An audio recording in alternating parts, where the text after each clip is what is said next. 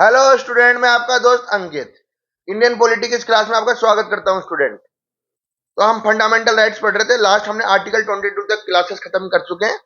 आज आर्टिकल 23 लेके आए हूं student. Right against exploitation. Article 23 और 24 में क्या है? Right against exploitation student. Right against exploitation, article 23 और 24। ठीक है स्टूडेंट, चलिए स्टार्ट करते हैं आर्टिकल 23 आज की क्लास में।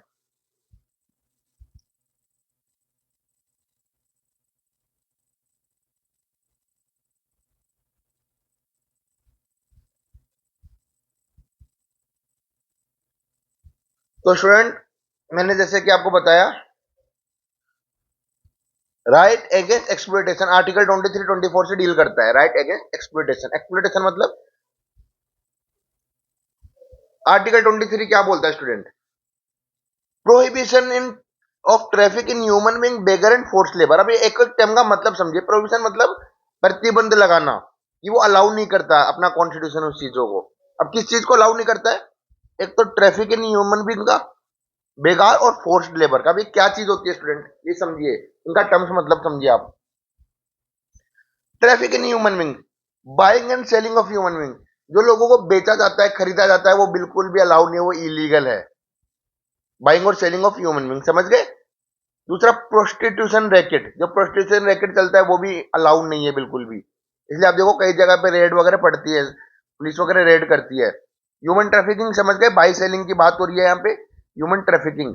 और बॉन्डेड लेबर, कि आपने किसी को किसी मतलब एक तरह से किसी एक तरह से एक्सक्यूज मी स्टूडेंट,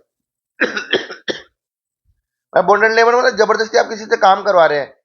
जैसे मान लो आपने किसी की उधार पैसे लिए, अब पैसे उधार ले लिए, आप दे नहीं पा रहे हो, है ना, तो आप उसके गुलाम बन गए, एक तरह से स्लेवरी बोल सकते हैं। It is a type of slavery. Slavery वैसे 1843 में हट चुकी है, लेकिन फिर भी एक टाइप की स्लेवरी ही ये बोली जाएगी बॉन्डेड लेबर को।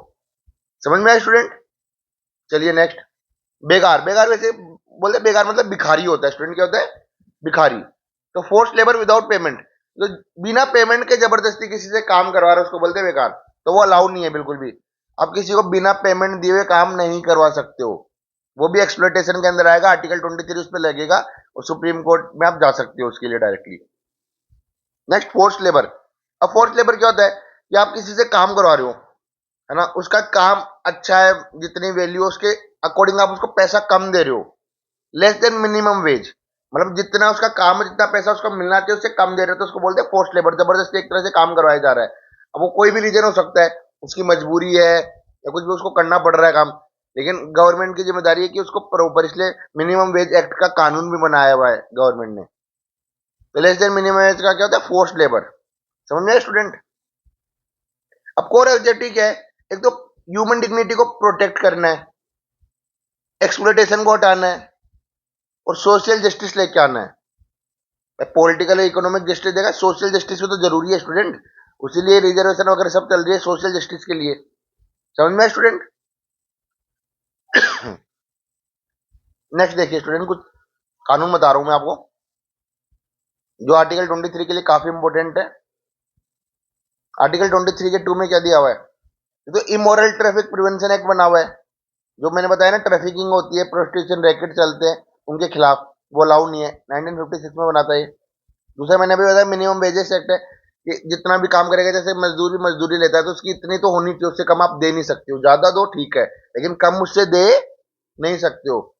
Paying less than minimum wage amount to force labour माना जाता है। अभी मैंने बताया आपको। बॉन्डेड लेबर सिस्टम अबोलिशन हो चुका है, उसका भी एक्ट बना हुआ है 1976 में। टाइप ऑफ स्लेवरी है ये, क्या स्टूडेंट? ये टाइप ऑफ स्लेवरी मानी जाती है, तो वो भी अलाउ नहीं है। अब इंपॉर्टेंट चीज ये स्टूडेंट, जो देखो मैंने मार्क किया है, ये काफी इंपॉर्टेंट है। यहाँ से क्वेश्चन आने के पूरे पूरे चांसेस है। यहाँ पे बच्चा मिस्टेक कर सकता है, तो ध्यान से समझना। Can the state impose compulsory military service? क्या स्टेट जबरदस्ती मिलिट्री सर्विस कंपलसरी कर सकता है? अभी आपने बोला जबरदस्ती आप किसी से काम नहीं करा सकते, तो क्या स्टेट कंपलसरी मिलिट्री सर्विस करवा सकता है क्या? तो आर्टिकल 23 का 2 बोलता है, the state can impose compulsory service for public purpose. वो पब्लिक पर्पस के लिए कंपलसरी सर्विस दे सकता है। There is no discrimination based on religion race caste. वो ऐसा नहीं देखेगा कौन सी रिलीजन का है, कौन से कास्ट से, कौन सी क्लास से बिलोंग कर रहा है, कौन सी रेस से है, वो चीज नहीं देखेगा। वो जबरदस्ती काम करवाया जा सकता है पब्लिक पर्पज के लिए। Therefore compulsory military service constitutionally valid है। ये क्या है स्टूडेंट? Constitutionally valid. देखिए ध्यान दीजिए इस बात पे, ये कॉन्स्टिट्यूशनली वैलिड है स्टूडेंट, कॉन्स्टिट्यूशनली वैलिड है। तो ये हमारा आर्टिकल 23 होता है स्टूडेंट। नेक्स्ट क्लास में मैं आर्टिकल 24 करवाऊंगा आपको, है ना। मैं छोटी छोटी वीडियोस इसलिए बता रहा हूँ क्योंकि फंडामेंटल राइट्स बच्चों को काफी डिफिकल्ट लगता है। अब एक साथ मैं वीडियो बना दूंगा तो वो वीडियो बहुत बड़ी हो जाएगी, फिर आप लोगों के साथ मन नहीं करेगा। अब एक 5-5 6 मिनट की वीडियो देख के आप अपने टॉपिक को क्लियर कर सकते हैं। आने वाली क्लासेस में मैं उनके पीवाईक्यू भी लेके आऊंगा। तो इसे लाइक कमेंट करते रहिए, शेयर करिए स्टूडेंट, सब्सक्राइब करना मत भूलिए, और टेलीग्राम का लिंक आपको डिस्क्रिप्शन में मिल जाएगा स्टूडेंट। Thank you.